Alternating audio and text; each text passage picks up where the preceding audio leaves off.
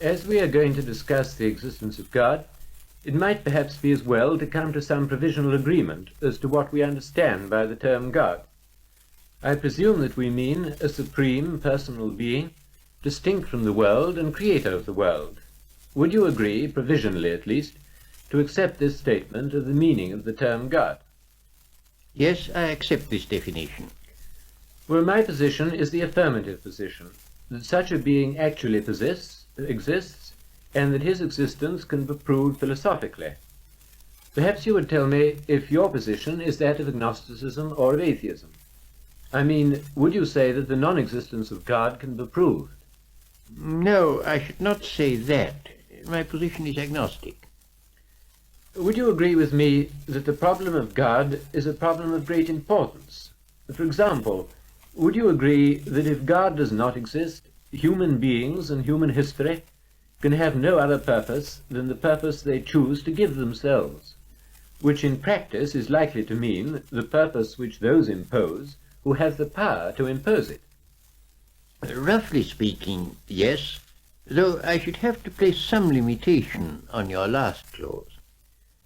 Well, would you agree that if there is no God, no absolute being, there can be no absolute values? I mean, would you agree that if there is no absolute good, that the relativity of values results? No, I think these questions are logically distinct. Take, for instance, G.E. Moore's Principia Ethica, where he maintains that there is a distinction of good and evil, that both of these are definite concepts, but he does not bring in the idea of God to support that contention. Well, suppose we leave the question of good till later, till we come to the moral argument, and that I give first the metaphysical argument. I'd like to put the main weight on the metaphysical argument based on Leibniz's argument from contingency, and then later we might discuss the moral argument. Suppose that I give a brief statement of the metaphysical argument, and that then we go on to discuss it. That seems to me a very good plan. Well, for clarity's sake, I divide the argument into distinct stages.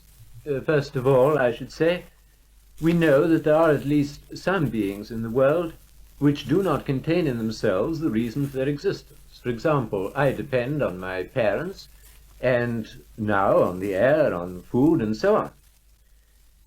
Now, secondly, the world is simply the real or imagined totality or aggregate of individual objects, none of which contain in themselves alone the reason of their existence.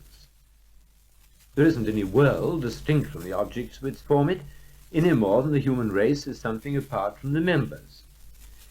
Therefore, I should say, since objects or events exist, and since no object of experience contains within itself the reason of its existence, this reason, the totality of objects, must have a reason external to itself, and that reason must be an existent being. Well, this being is either itself the reason for its own existence, or it is not.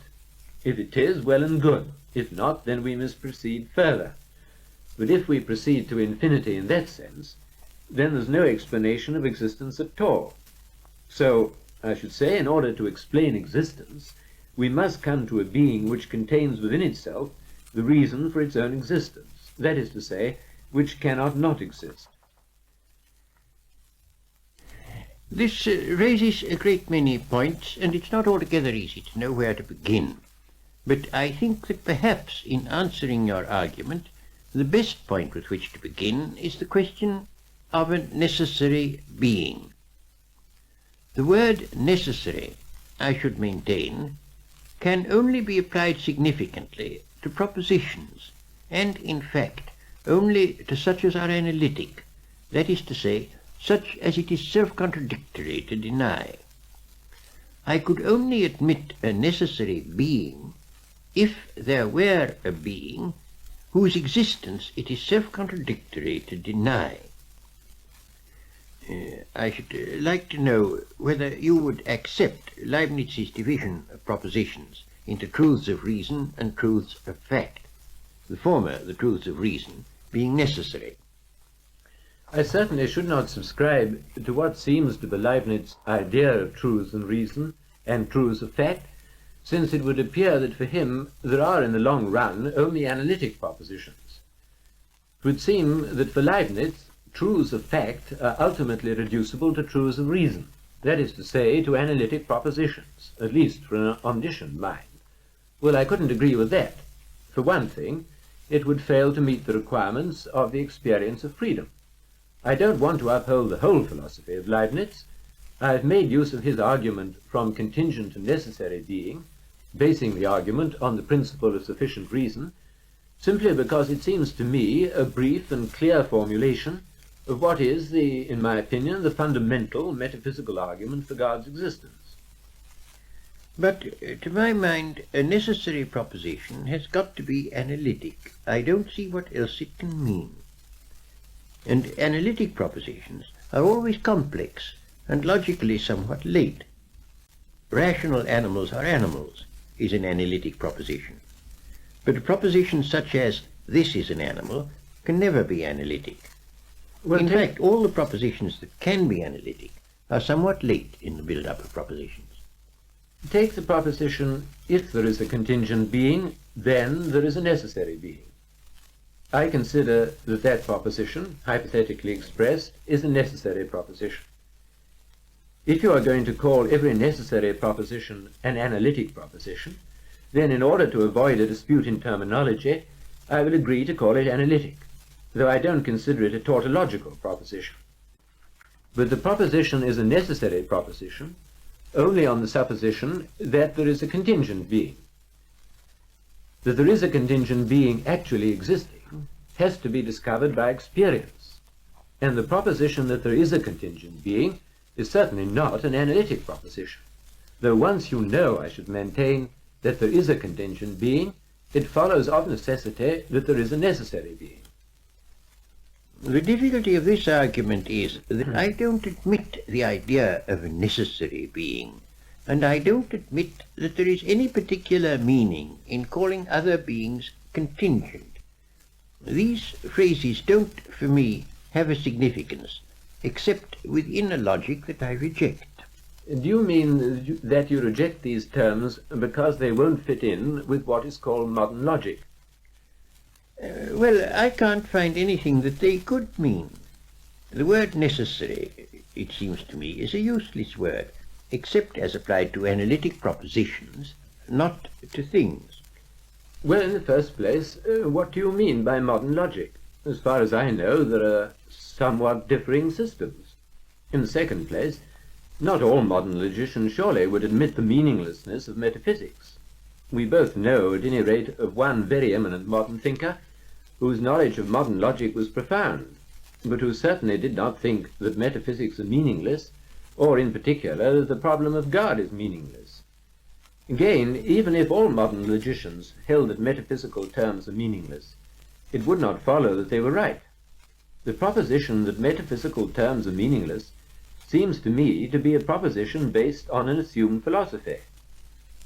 The dogmatic position behind it seems to be this: what will not go into my machine is non-existent, or it is meaningless, or it is the expression of emotion. I'm simply trying to point out that anybody who says that a particular system of modern logic is the sole criterion of meaning is saying something that is over-dogmatic. He's dogmatically insisting that a part of philosophy is the whole of philosophy.